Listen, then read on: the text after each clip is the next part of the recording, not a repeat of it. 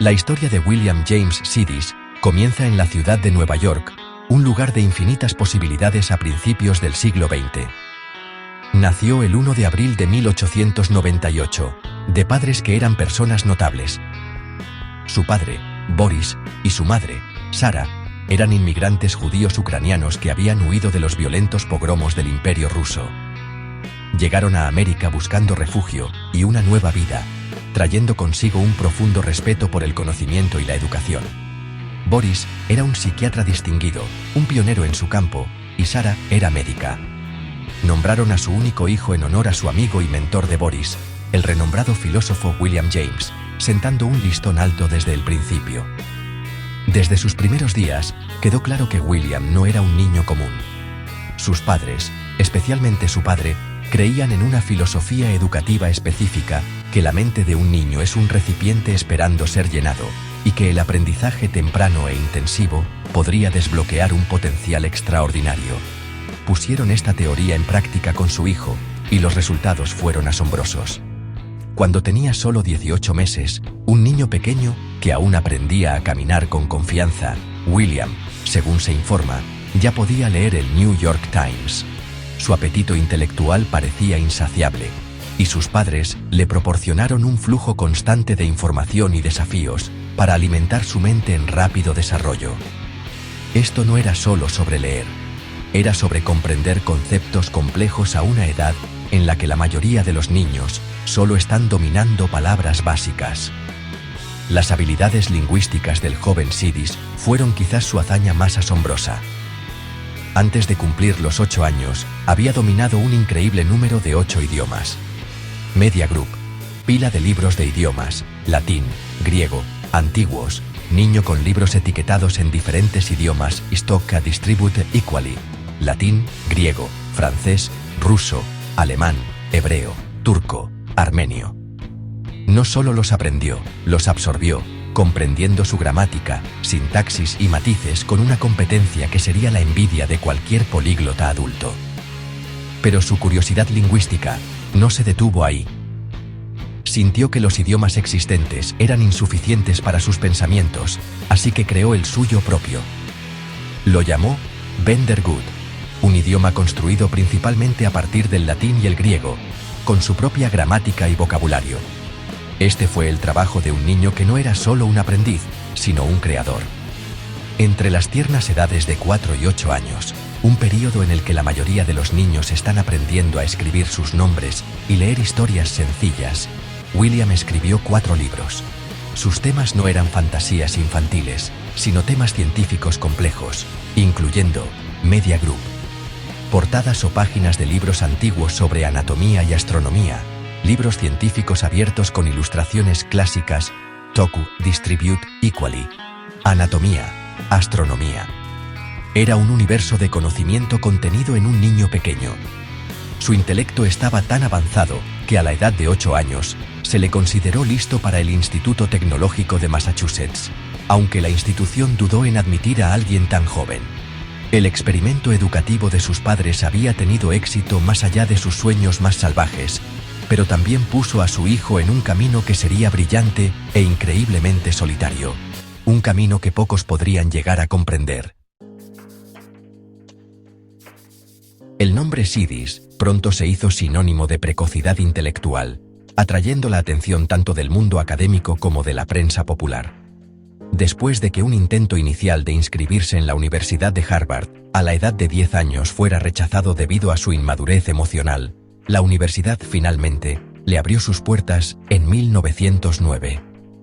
Con solo 11 años, William James Sidis se convirtió en uno de los estudiantes más jóvenes en asistir a la prestigiosa institución. Su llegada al campus fue una sensación mediática. Los periódicos lo retrataron como una maravilla, un testimonio viviente del potencial ilimitado del cerebro humano. Ya no era solo el proyecto de sus padres, era un espectáculo público, un niño genio cuyo cada movimiento era escrutado por un público fascinado y exigente. Su rendimiento académico en Harvard fue nada menos que legendario. No solo se mantuvo al día con sus compañeros mucho mayores, a menudo los superó. A principios de 1910, con solo 11 años, dio una conferencia al Club Matemático de Harvard que dejó asombrados a profesores experimentados y estudiantes avanzados. El tema fue cuerpos cuatridimensionales, un tema complejo y abstracto que manejó con asombrosa claridad y originalidad. Los medios informaron que matemáticos destacados de la época, como el profesor Daniel Comstock del MIT, predijeron que Sidis se convertiría en un gran astrónomo y líder en su campo.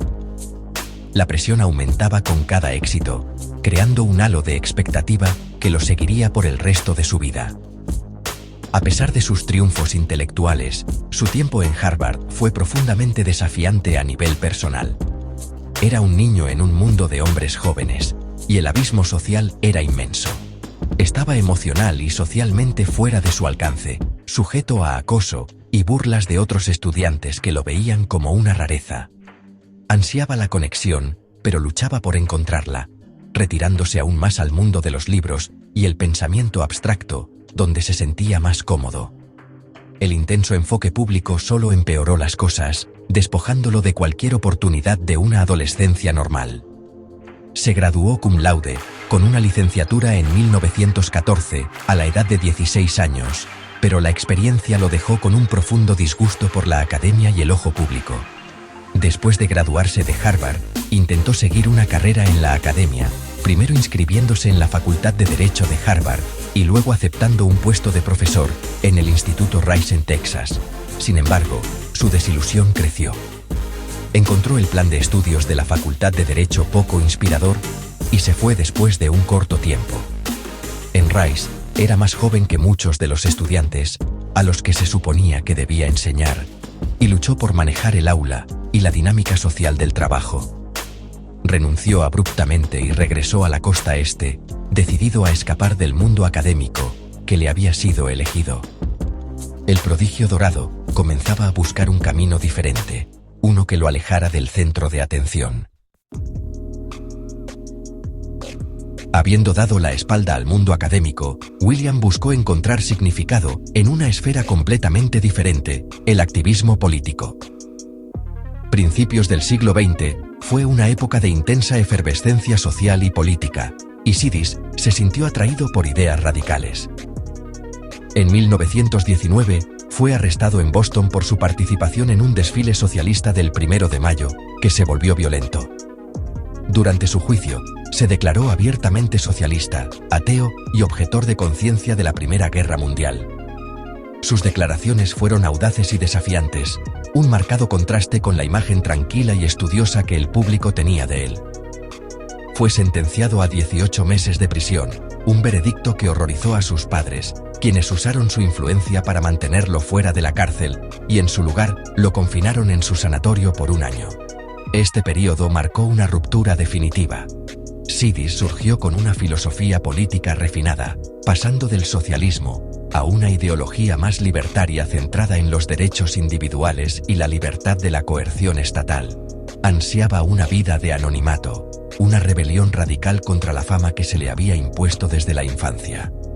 Para escapar de la implacable atención de los medios, comenzó a llevar una vida recluida, mudándose de ciudad en ciudad y asumiendo una serie de trabajos mal pagados y humildes como oficinista u operador de máquinas de sumar. Renunciaba deliberadamente a cualquier trabajo tan pronto como se descubría su verdadera identidad, o sentía que se reconocían sus habilidades intelectuales, temiendo que eso lo llevaría de nuevo al escrutinio público que tan desesperadamente quería evitar. A pesar de su deseo de una vida tranquila, su curiosidad intelectual nunca disminuyó. Simplemente la canalizó hacia pasiones privadas. Uno de sus intereses más dedicados fue el estudio de los transbordos de tranvía. Para un extraño, podría parecer un pasatiempo mundano, pero para Sidis era un sistema complejo digno de un análisis profundo. Escribió un libro completo sobre el tema, Notas sobre la colección de transbordos, bajo un seudónimo. Esta obra, esotérica y muy detallada, revela una mente aún fascinada por los patrones, los sistemas y el orden oculto dentro de la vida cotidiana. Estaba recolectando y categorizando el mundo a su manera, lejos de las expectativas de cátedras y avances matemáticos. Su otra obra importante de este período fue Las tribus y los estados, una historia ambiciosa y poco convencional de los Estados Unidos, centrándose en la historia e influencia de sus poblaciones nativas americanas. Este proyecto, en el que trabajó durante años, mostró su continua motivación intelectual y su interés en dar voz a historias pasadas por alto. Llevó una existencia solitaria, optando por renunciar a las relaciones románticas o a una familia propia. Su vida fue una paradoja. Un hombre de inmenso poder intelectual que eligió vivir al margen, encontrando la realización no en la fama o la fortuna, sino en la tranquila búsqueda de sus propios intereses únicos y oscuros, escondiéndose para siempre del fantasma del niño genio. Uno de los elementos más persistentes de la leyenda de William James Sidis es la afirmación sobre su coeficiente intelectual, o CI. A menudo se dice que poseía el CI más alto de la historia, con estimaciones que van desde 250 hasta 300. Esta asombrosa cifra ha cimentado su estatus como el genio definitivo en la cultura popular. Sin embargo, la verdad es mucho más compleja e incierta. Estos números no son el resultado de una prueba formal estandarizada administrada a Sidis durante su vida. De hecho, su padre, Boris, un psicólogo, era profundamente escéptico de las pruebas de inteligencia, considerándolas simplistas y engañosas. La famosa estimación se origina en gran parte de un relato póstumo de su hermana, Elena, quien era conocida por embellecer los logros familiares. La afirmación ganó fuerza a través de un libro de 1946 de Abraham Sperling, quien citó la afirmación de Elena de que un psicólogo había estimado una vez el CI de su hermano en ese rango fenomenal. También afirmó que un examen de servicio civil que tomó en 1933 arrojó una puntuación equivalente a un CI de 254. Si bien Sidis indudablemente poseía un intelecto único en una generación, estas cifras específicas son inverificables y probablemente exageradas. Sirven más como una herramienta de mitificación que como un hecho científico. La ausencia de evidencia concreta ha llevado a muchos investigadores modernos a cuestionar la validez de la afirmación, sugiriendo que si bien era brillante, la medición exacta de su inteligencia sigue siendo una cuestión de especulación y leyenda. La narrativa de la vida de Sidis se utiliza a menudo como una historia de advertencia, el niño prodigio que se quemó o no cumplió su promesa inicial. No se convirtió en el matemático o científico líder mundial que todos esperaban. En cambio, eligió una vida de trabajo de oficina y oscuridad. Sin embargo, esta interpretación pierde el sentido de sus elecciones. En 1977, la psicóloga Kathleen Montour acuñó el término «la falacia de Sidis» para describir esta misma idea errónea. La falacia es la creencia de que un prodigio que no logra un éxito convencional y sobresaliente en la edad adulta ha fracasado de alguna manera. Ignora la propia definición de una vida feliz y plena del individuo. William James Sidis no fracasó, simplemente eligió un camino diferente. Rechazó la vida que le fue prescrita y buscó la libertad personal y el anonimato por encima de todo. Su legado no es de potencial no realizado, sino más bien una poderosa declaración sobre las presiones de la expectativa y el derecho de un individuo a definir su propio éxito. Continuó escribiendo y pensando profundamente a lo largo de su vida, produciendo obras como Lo animado y lo inanimado, un libro que exploraba la cosmología y los orígenes de la vida. Murió trágicamente joven a los 46 años de una hemorragia cerebral, pero murió habiendo vivido la vida a su manera, una rebelión tranquila contra un mundo que intentó, y falló, poseer su genio.